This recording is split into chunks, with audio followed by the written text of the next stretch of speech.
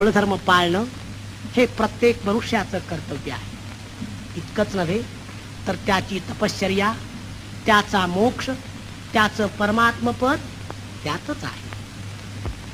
शिवबा, तुम्ही क्षत्रिय, तेव्हा क्षात्रधर्माप्रमाणे शत्रूशी लढून तुम्ही देशाचं आणि धर्माचं रक्षण केलं पाहिजे.